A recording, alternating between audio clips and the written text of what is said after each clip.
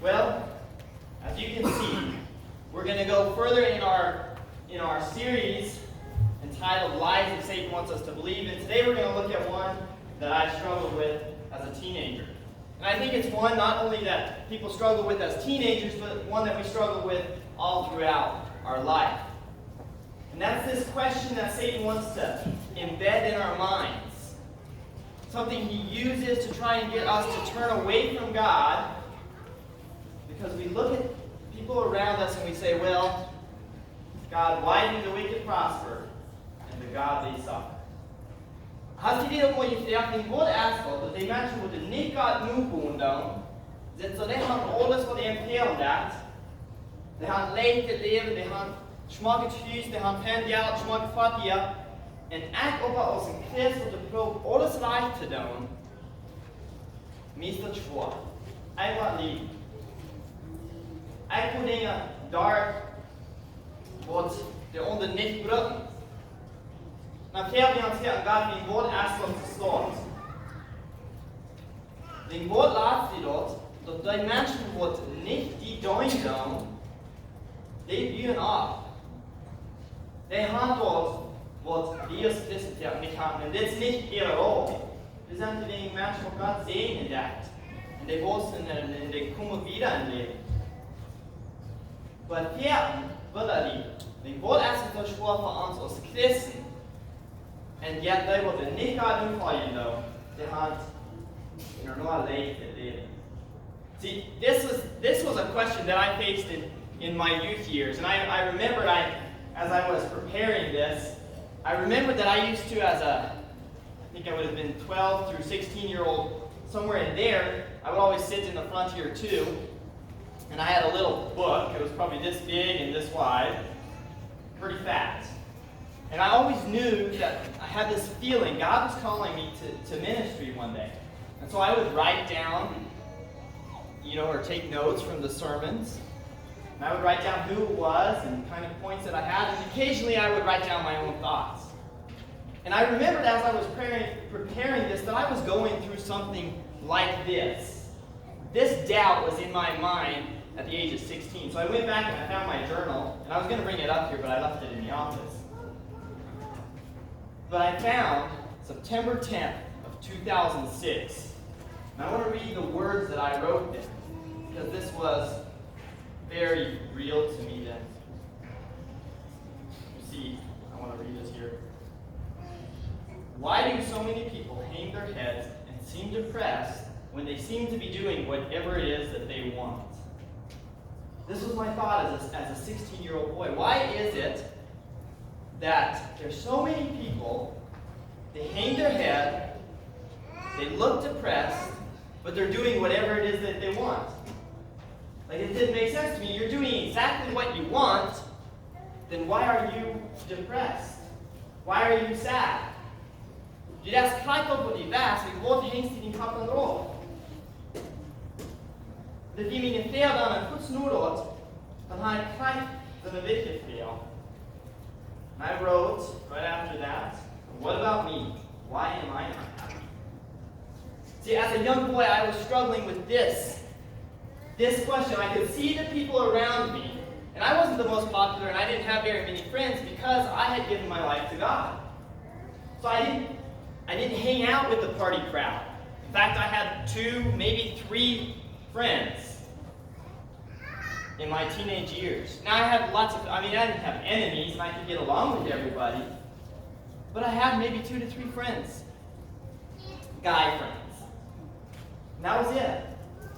And it seemed to me that it would be so much easier for me to just go and do whatever it is that I wanted and leave God behind, because then I would be popular.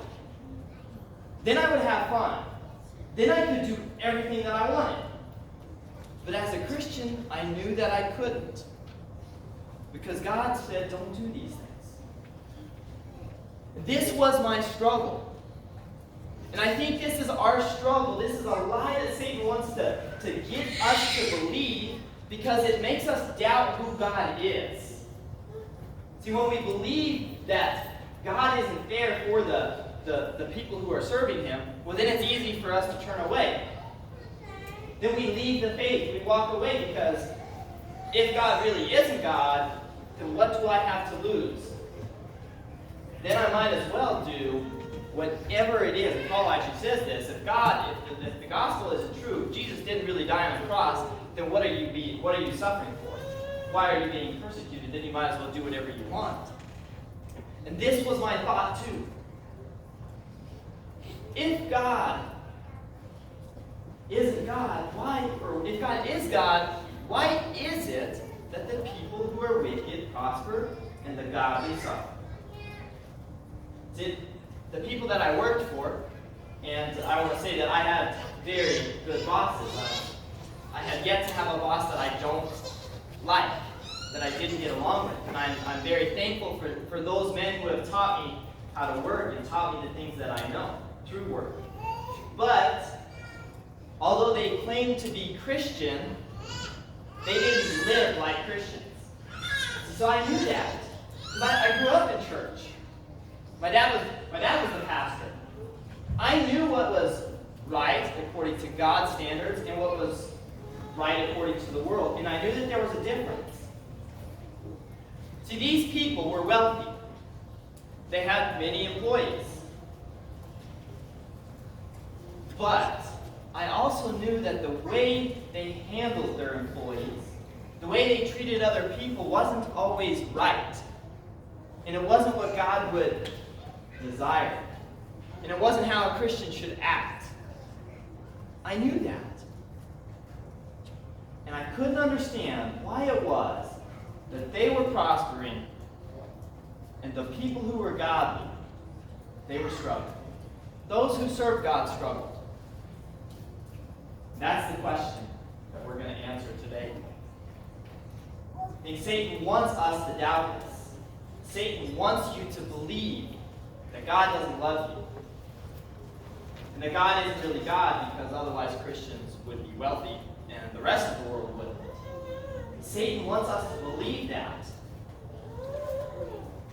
But God has an answer. And God, at this young age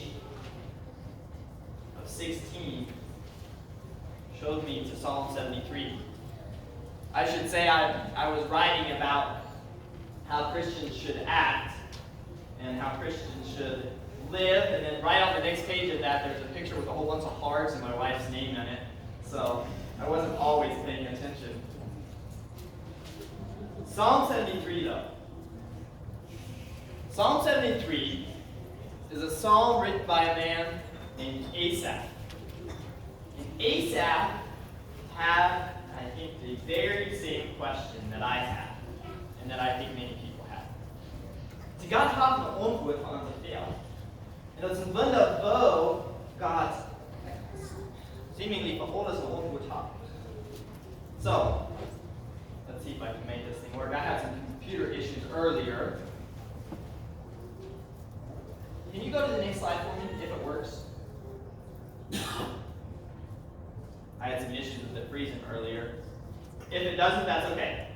Okay, well, we're going to go on. So I had the Bible verses up here for you, but just read along then. So, Psalm capítulo 73. And here's what I would lesen. So this is Asaph, and he questions, oh, there it goes. He questions what we're going to talk about today. Let's read the first two verses. Surely God is good to Israel, to those who are pure in heart. But as for me, my feet had almost slipped. I had nearly lost my foothold. Okay, so we're going to take the first two verses here. So the Ishmael asked, this mon kan God. Hij wist God hier. Hij wist what God would do for the Israelites. So he knew God, and he knew what God had done. Okay, so he knows all about God. He doesn't doubt that there is a God. And today we have the same thing. Most people in America believe in God, or so they say. But the right thing is, not that they believe in God, but that they know of a God. And that's what I think Asa, he knows God. More than that, I think he actually believes in God, because we see in verse 2 that he says, but as for me, my feet had almost slipped. I almost left my faith. I almost left my God. And I remember reading this and I went, well, what made him want to leave God?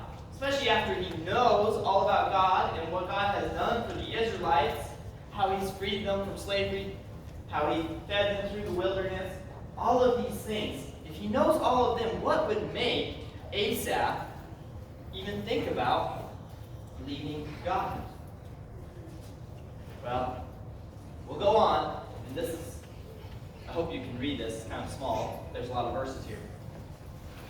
He answered it for us. For I envied the arrogant when I saw the prosperity of the wicked. They have no struggles. Their bodies are healthy and strong. They are free from common human burdens. They are not plagued by human ills. Therefore pride is their necklace. They clothe themselves with violence. From their callous hearts comes iniquity. Their evil imaginations have no limits. They scoff and speak with malice. With arrogance they threaten oppression. Their mouths lay claim to heaven, and their tongues take possession of the earth. Therefore, their people turn to them and drink up waters in abundance. They say, how would God know? Does the Most High know anything? This is what the wicked are like. They are always carefree or free of care, and they go on amassing wealth. So listen to that. So Asaph almost turned away from God. He almost left the faith. And he tells us that in verses 1 and 2. And then in verses 3 through 12, he tells us why.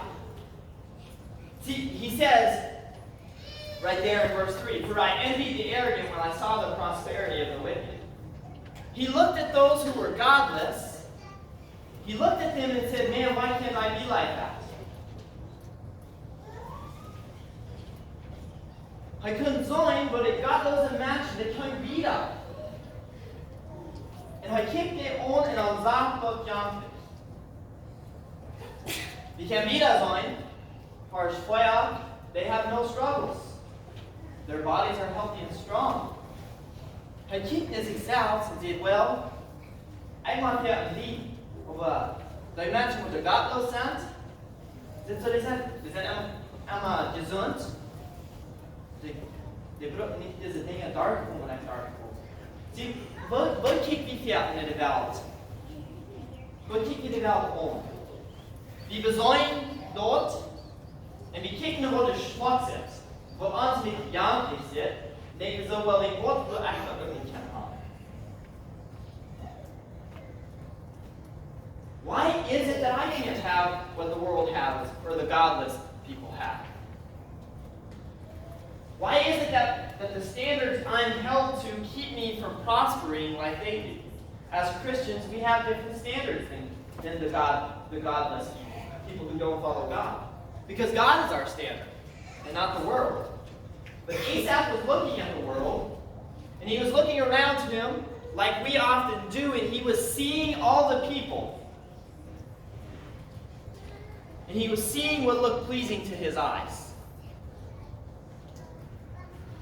So why did Asaph doubt God? See, this is that lie that Satan wants us to believe. That why do the wicked prosper and the godly suffer if there really is a God or if your God really loves you? See, he saw how the wicked prosper. That was verse 3. Vi denkt helt också. Var det inte konst avräkning via? Utan kan vi bli mycket vidare med mina bills. Så flyger man en clean mycket, det var här clean mycket trän då när vi människor fick clean mycket dollar av mina sidor. Vad lever vi då? Jag glömmer vi kan inte säga att de människor som inte gott någorlunda, de lever så stolt, och de kommer vidare. Dan denk ik ja zo wel, want als de eerste over dat, die wordt worden dan van mij nee. Dan je echt dan je dat God. Så ni kickar det är värt. Men sedan stänger jag liknande över det. We look at the world and we see how people are progressing in life and how it takes certain acts to get there, and we say, you know what, a little lie won't hurt. Maybe my tax return, I can just put a little less here than what I actually made. After all, I mean, everybody does it. Who does it? Christians do that? Or godless people do that? See, we look at the world and we say, well, they prosper. For them to attain wealth is much easier than it is for me, so why would it be wrong for me to do that? And Asaph is doing the same thing right here in Psalm 73. And not only just the money side of things, but he's even looking at their health. And he says, well, it doesn't look like they're suffering. Like they look healthy, their bodies look strong. And I'm suffering. That's why he almost left the faith. Why he almost turned away from God was because he was looking at the world, and what the world had looked enticing. It looked gratifying. I think we as Christians need to ask ourselves what our eyes are. What are we looking at? What are we searching for? What looks appealing to us? See, the four things he saw was he saw the wicked people prosper, he saw the joys of the world, he saw the struggles of his own life, and he saw the popularity of the godless. As teenagers, this is probably what you guys struggle with more than anybody else. As teenagers. Now, we all struggle with this somewhat. But you young people, this is what, basically the epitome of peer pressure. This is what it is. And it makes us walk away from God because we see that, if I'm a little bit more outgoing, and if I live a little bit more on the wild side, then I have more friends. Then I gain more popularity. I have more opportunity. So, why is it that way? Is the life following God really actually boring? The answer is no, it's not. When we follow God, the things that we look at change. Then I'm no longer searching for popularity. My joy doesn't come from the world anymore. My joy comes from serving God, and that's what makes me happy. As I wrote there in my journal as a 16-year-old boy, why is it that so many people hang their heads and seem depressed when they do whatever they want? Following the world isn't going to give us the happiness that we think it does. It's not. And Asaph is going to explain this here a little bit later. Maar de welt doen gewoon dat wat aan het geen steltje schaafjes meer bijvoorbeeld als wat waar. En boten mag je waar wat doen, zum waar een beetje schaafje hier. Want waar een beetje schaafje kan doen, maar we waar something that the welt ging eronder. En het gaat sich so wieder und wieder und wieder. Und schließlich, wir denken nicht mal an, und gesagt, Gott ganz weiter. Wenn wir wohnschaftlich sind. Und wir sind danach einmal nicht schaffen. The true joy comes from following God. True joy comes from closeness and a relationship with God. It does not come from the possessions that we have. We talked about this in our Christian life class so much. That's where we base our faith, is God. God is what our life revolves around. And that includes joy and happiness. But sometimes we lose sight of that, and we look at the world and we say, that really looks like the life to live. And then that's what we chase. But we can't chase both. You can't run that way and that way at the same time. You have to choose. Where is your joy going to come from? And Asaph is faced with the same question. Let's see if I can get this to go. So, Psalm 73, verses 13 and 14. This is his tipping point. Hij staat met de. Wel waar gaan we niet doen? Do you believe in God? Or did doubt hang rond op een andere smak zit? So in verse 13 and 14, he writes this, "Surely in vain I have kept my heart pure, and have washed my hands in innocence. All day long I have been afflicted, and every morning brings new punishment." See, you feel like this. Hij kijkt dit out und man sagt das. Erst nicht even wird, vielleicht mein Leben herangeholt, das ist nicht der hier. Erst nicht really wird, vielleicht mein Leben herangeholt. Is it worth it that I kept my life pure? Because look at the godless and look at the godly. Look at the suffering and look at the prospering. He's looking at the world, and that's his balance sheet. That's what he's measuring life on. It's not life measured on God and God's standards. He's measuring life based on the world's standard. And here in verse 13 and 14, he's at that tipping point where he says, what's it worth following God? Why did I even do it? It can't be more honest. But he says, surely in vain I have kept my heart pure. And then, again in verse 14, he says, I have followed God, basically. And yet, I'm suffering. Now he's comparing his suffering to the world's prosperity. See, what would change? If we look at the worst part of our life, and then we measure it against the best part of somebody else's life, but what if we would measure the worst part about somebody else's life to the best part of our life? Would we not look at this differently then? See, what he's doing now, he's saying, okay, look at how sick I am and how hard life is for me, and then look at how easy it is for these other people. Because he goes back, and he says that the wicked, they're healthy and strong, and they don't face the same sicknesses that the godly do. Do wicked people really not get sick? Of course they get sick. But he can't see that because he's not looking for that. He's looking for what looks good to him. Okay, so he's measuring his worst against the world's best. He doesn't see the other stuff that they also face because he's not looking for it. See, we do the same thing. We take our worst parts of the Christian life, the sacrifices we have to make, and then we say, well, the godless people don't have to do that.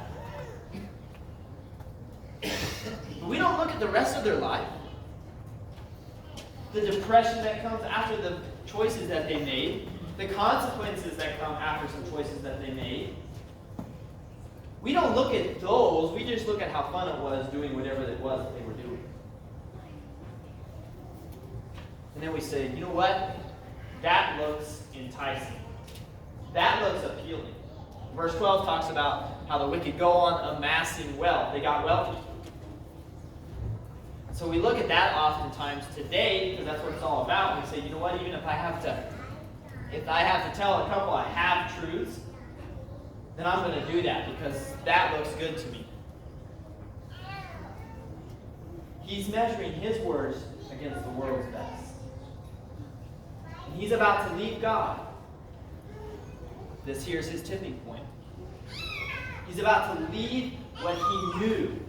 In verse 1, he tells us about how he knows what God has done for the Israelite nation. He's about to leave all of that. Are you at a tipping point in your life? Kikst u los nog onder mensen gaan door de jaren die zit? Als die het schwarze zijn dat andere mensen ook Fehler haben? Wanneer het zo is, dan laat je zich kijken op deze dag, wat ik zeg. Dat die einmal denken dat, van de wereld die had het zo leeg. En eigenlijk is maar zo lief. En die Wasser die gefährlich steht, because so tun haben die kein Problem da. Und die auf einmal diese Leer überstreuen. Und wie dat omgaan te blijven, iemand wil die van denken zo, op dat je een beetje neemt gaan. Wat wandelt? Wat van daar part niet zo is. Die God doen de gaat als mensen, die God komt de hier. Die gaat, die wat God nu komt dat niet. Die God asked to stop. So, ask yourself, are you on a tipping point? Do you have a choice to make? To follow God or to follow the ways of the world? Asaph had to make that choice. See, at one time he had to follow God. He chose to follow God. We saw that in verse 2. But now he has to make that choice again. Because for some reason he's slipped. And he told us why. Because he lost sight of what really mattered. But we have to make this choice sometimes too. You and I need to look at our lives sometimes and say, okay, I got to make a choice. Am I following the ways of the world and what looks good? Or am I going to follow God? Well, there's as Paul Harvey would say, the rest of the story. There is a rest of the story to Asaph here. Let's go on. If I had spoken out like that, I would have been betrayed. I would have betrayed your children. When I tried to understand all of this, it troubled me deeply. Okay? And get this. Here's all the other side, starting in verse 17. Till I entered the sanctuary of God, then I understood their final destiny. Till I kicked it on, I kicked it on the juitige som de alla sakerna geweld. En ik keek dit om en ik dacht aan, die wordt haar eigenlijk niet van eigen God. Wel God doen en jetzt eenmaal zo dienen en zij doen niet. En die handelen wat er gedaan gaat. En op einmal kwam hij wat hier. En hij zei, dit is schwaar aan je was, waar is als kind. It troubled me deeply to understand this. I couldn't even verstehen, wegen Gott erst dat so. Now when was I verse 17? Till I entered the sanctuary of God, then I understood their final destiny. See, op einmal kijkt hij niet naar bloos wat hij hier op de wereld verhaalt. Wel, op einmal kijkt hij de godloze mensen aan en zegt, kijk maar, als het werkelijk geht. Als dat wird, dort gaan, wat wij gaan, wat ik in de houden. I think that's something we should ask ourselves. See, when we're not looking at things the way the world looks at them, but we're looking at them from an eternity standpoint, and we say, okay, I can do that, but then I have hell, or I can live like this, and then I have heaven. Now, you tell me which one you would choose. It changes the way we look at things. See, and he also says, I think this, and wait, I don't know if I have to read all the verses here. But God knows that the godless people, this is the best life they'll have. It doesn't get any better than this for them. De godloze mensen leven in een vaste leven nu. En dat is wel een zeer hard leven. En op eenmaal kon hij dit zijn. Dat zit schijn nu voor een paar jaar. Een paar jaar zit schijn op die ontdekking dan. Twee paar jaar, als dat geht, de Ewigkeit te verlieren. Oder de Ewigkeit in Hall. Wist je die 2 jaar, of 2 jaar, vertuschen voor de Hall? That's the there. That's the other side. The other side sees it.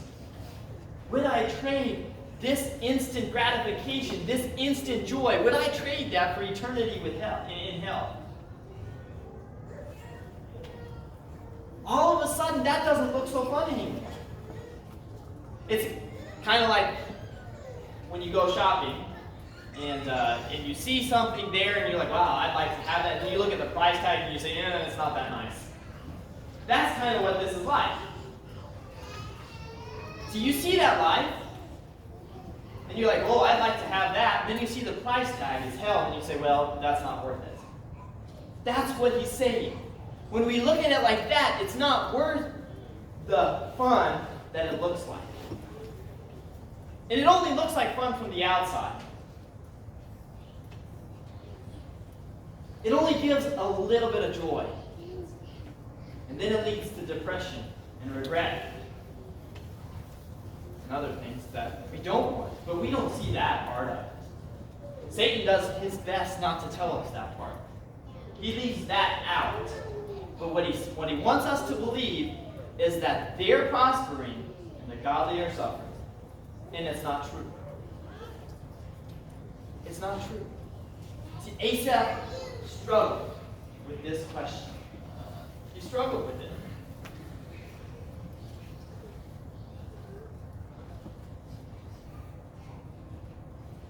Asaph understood when he went to God. See, if you're struggling, if you're struggling with, why don't I just live like them because is the Christian life really worth it? Then go to God's Word. Understand who God is. Go to God in prayer. Asaph does that. He goes to God and he talks about entering the sanctuary of God. This is Old Testament, of course. You can pray to God wherever you are. You can tell God, God, I don't understand why it is that I am suffering so much. And why those who don't seem to be following you, why they're being blessed. I'm not understanding this, or I'm struggling to see this. God, why is it that I don't have friends? And I'm trying to follow you. And yet those who do whatever it is that they want, they're popular. It's okay for us to go to God and ask God those questions. And I think it's great for us to go to God and ask Him those questions. Because God does not leave us, and nor will He forsake us. God will be with us, and this is what He wants us to see. Your short-term sacrifice for some things isn't actually a sacrifice at all. It's a blessing. Living a godly life frees you from so much pain that you don't have to go to.